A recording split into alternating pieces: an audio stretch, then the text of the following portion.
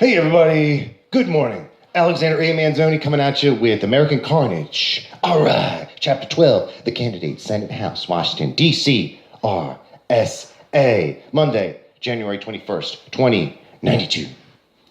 In 2092, Eagleman announced that he would be running for a third term.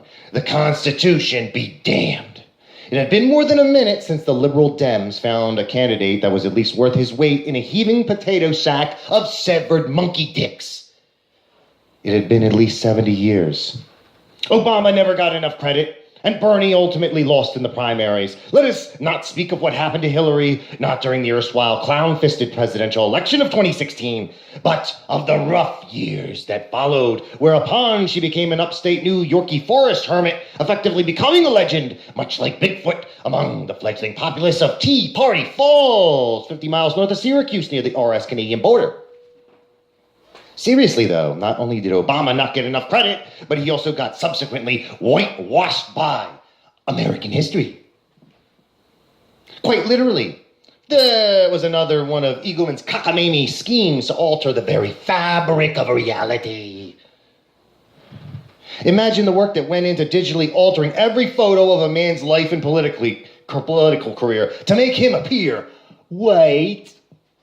Now, you know this only happened in America. In other countries, the good ones, the few that were left, Obama was still a black man. The first American black president. Eagleman's retort was that this was a wild accusation. It was a bold-faced lie. And it was compliments of the spinners. This message brought to you by political spinners. It was obviously part of a smear campaign by all the other countries. Because they're jealous. To make America look bad by saying America used to have one of, them as a president. And you know what them are? Right, I'm sure you do. If you don't, I dare say you may not be familiar with the ways of my fellow American countrymen. Everything was a lie. It was all lies, of course. It was just part of Eagleman's larger plan to confuse the population at large. This was why the population needed a champion, someone to represent their interests, however minute. Silas Van Scooney actually had the gall to announce that he would be entering the primaries again. Pure madness. Unless Eagleman paid him to run, because he knew come 0 hour on election day, Van Scooney would lose stupendously. Either way, a small number of viable subjects began to materialize from the liberal woodwork in opposition to Eagleman, as well as Van Scooney. They were all rich government professionals. But then again, they had to be rich not only to run, but be able to get away with criticizing the implementation of Eagleman's Republican system of quote-unquote bottomless leadership. That's right, our great system had been likened to a damned 128-ounce 7-Eleven Big Gulp with endless refills. Oh, yeah.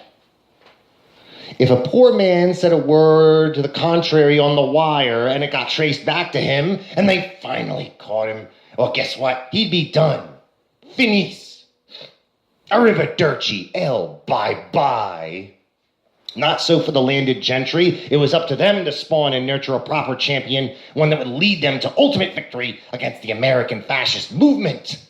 Too bad that they were, by and large, treating the political theater like their own personal whiteboard, making shit up as they went along, without any actual plans for doing anything outside of emptily commentating in a reactive manner to everything, saying things like, oh, when they go low, we go high. Well, isn't that nice?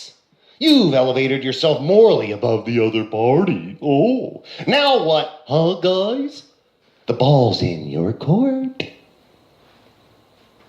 That's a cue there for you.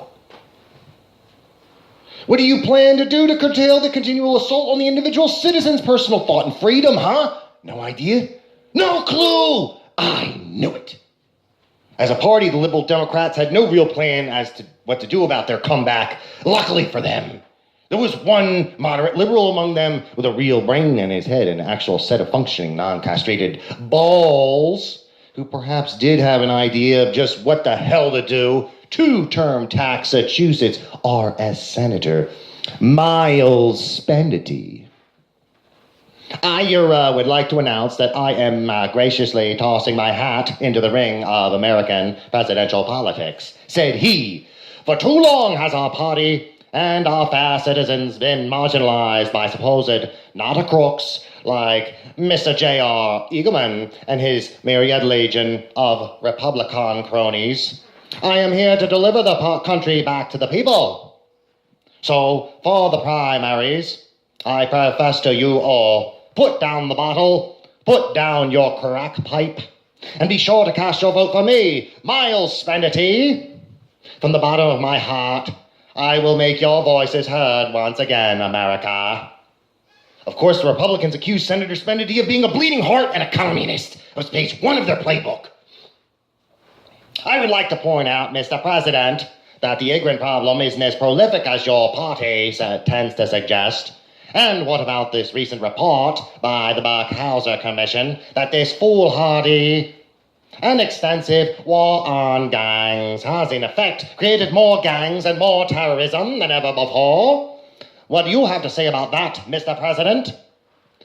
How about an answer that doesn't involve blaming your enemies, whether local or international?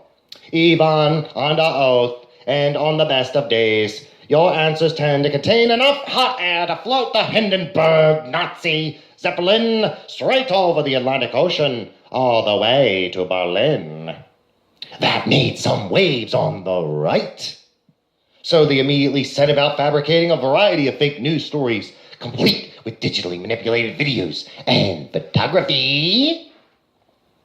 The next day, photos of Spendity wearing lacy women's underwear in bed with ignorant, pansexual prostitutes filled the tablets of Americans all across the country.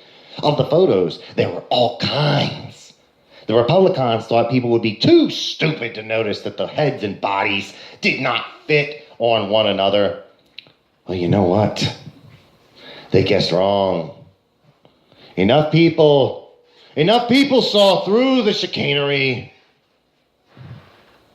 even if they refused to openly admit it.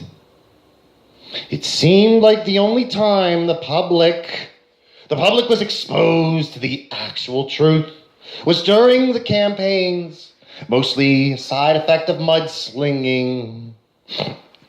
Naturally, they had to filter the truth through the crap. And that was why bloggers like Hieronymus Klept were so popular anymore. They were the newsmen of today. They distilled this crap into a mildly digestible form for everybody on the wire. These bloggers, they were considered too radical to be allowed on the actual government internet. Still, though, the bloggers of El Mundo, Americans especially, well, they weren't going away. Not anytime soon in the foreseeable future. Thank you very much. You can catch me on Friday, August 4th at 1115 West 1st Avenue, Spokane, Washington, 3rd floor above Lucky Leaf for my show from 5 to 9 o'clock. It's going to be American Carnage, the Spokane story. It's going to be poetry. It's going to be all kinds of cool stuff. Come on and see what's going to happen. Yeah. All right. Peace.